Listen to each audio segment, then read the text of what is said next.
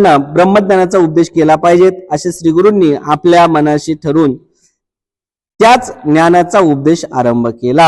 आता काय केलं, त्या ज्ञानाचा आरंभ केला. म्हणजे आता इथून पुढे गुरु बोलायला सुरुवात करतील. बघा आता गुरु म्हणतात, हे शिष्य, तुला परमानंद प्राप्तीची आणि संसार दुःख निवृत्तीची इच्छा होत आहेत, ती भ्रमाने होत आहेत. कारण परमानंद रूप जे ब्रह्म ते तू आहेस. आता मला सांगा, जी हे शिष्य शंका घेऊन आलेले आहेत, ती शंका ती पूर्ण करायची आहेत का ते पहिलेच आहेत? की नाही? मला सांगा, तोमकिमासी असं म्हटल्यानंतर आपण काय म्हणतो?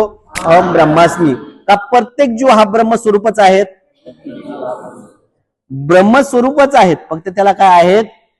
अज्ञान आहेत, अज्ञान. आहे की नाही? आणि अज्ञानाने मग काय होतं? पुढलं काही दिसत नाही. जे मी आहेत ते मी दिसत नाही. हे कशाने दिसत नाही? अज्ञानामुळे, भ्रमामुळे.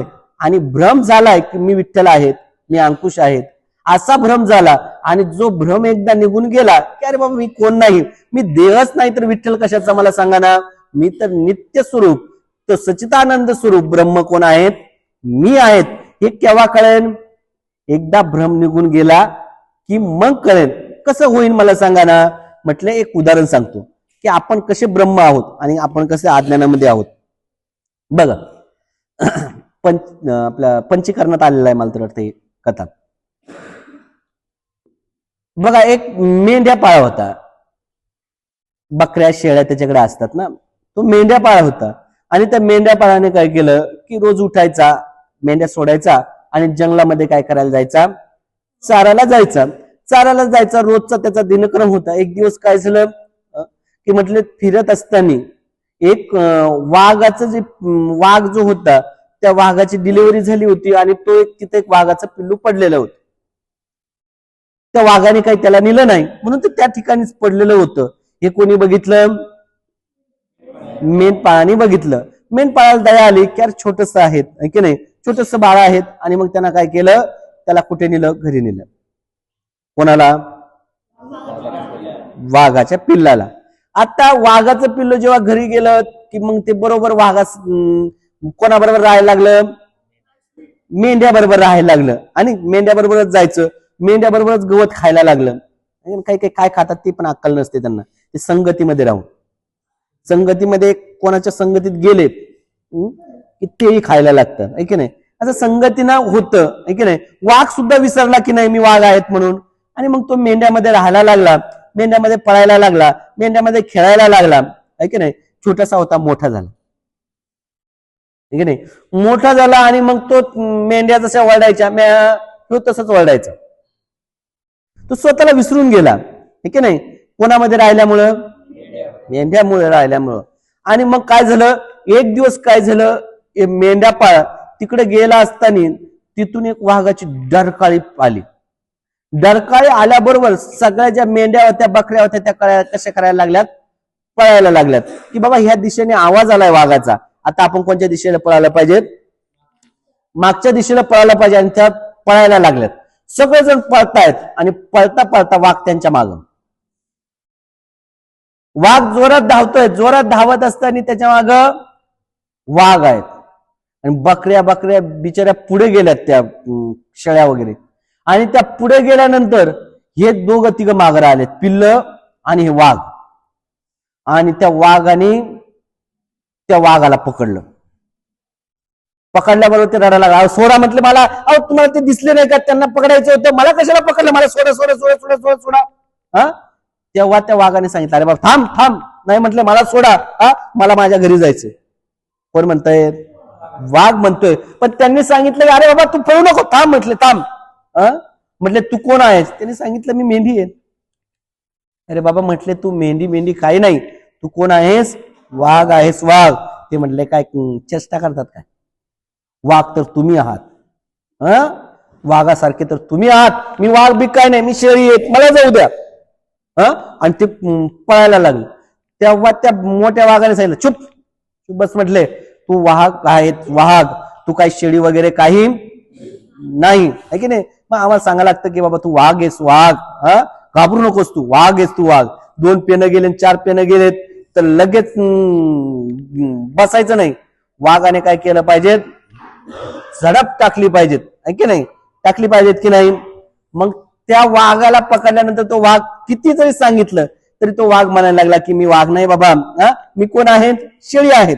मग ऐकलं नाही म्हणून त्या मोठ्या वाघाने त्याच्या कानाखाली दिल ठेवून म्हटले काय रे, तुला सांगू कळत नाही का, नको बघू नको बघू, तरी तुला कळत नाही, आहे की नाही. मग ऐकलं नाही का, मग काय करावं लागतं, आहे की नाही. मग दुसरा पर्याय निवडावा लागतो, आहे की नाही. आणि मग त्यांना मारलं, म्हणले अहो का मारलं मला, तेव्हा त्यांनी सांगितलं की बाबा तू कोण आहेस, वाघ आहेस वाघ. तो म्हटला की मी वाघ नाहीच, आहे की नाही. मग त्या दुसऱ्या वाघाने त्याचा कान धरला आणि एका ठिकाणी नेलं. त्या ठिकाणी पाणी होतं, पाण्याचं काय असतं, तळ असतं, आणि त्या तळ्यापाशी नेलं. तळ्यापाशी नेल्याबरोबर तिथून काय झालं, या दोघांचे प्रतिबिंब कुठे पडले, पाण्यात पडले. आणि पाण्यात पडल्याबरोबर त्यांनी एकमेकाला दाखवलं, म्हटलं तू कोण आहेस. तो म्हणला मी शेळी आहे.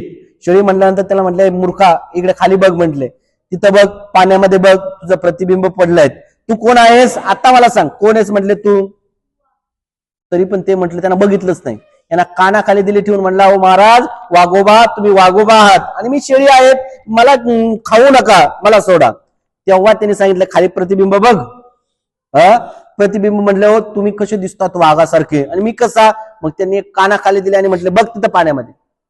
आणि मग त्या शेळीमध्ये असणाऱ्या ज्या वाघाने काय केलं, खाली बघितलं. बघितल्याबरोबर त्याला वाघ दिसलं. म्हणले तुमचंच आहे. अहो तुमचं कशाचं, म्हटलं अरे नालाय का तुझं आहे ते, हे बघ म्हटले माझं इकडं आणि तुझं इकडं.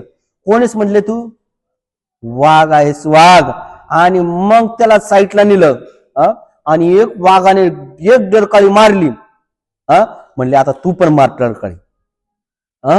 ते पहिले एक दोनदा त्याला म्या म्या केलं, पण तिसरूंदा जेव्हा डळकारी मारली, वाघ तो वाघच आहेत की नाही, वाघ तो वाघच आहेत की नाही. पण वाघाला सुद्धा भ्रम झाला की मी वाघ नाही. तसा ह्या सगळ्या वाघांना भ्रम झालाय. काय भ्रम झालाय की मी जीव आहेत, मी जीव आहेत. पण त्यो बाबा जीव जीव नसून काय आहेत, ब्रह्म आहेत, ब्रह्म.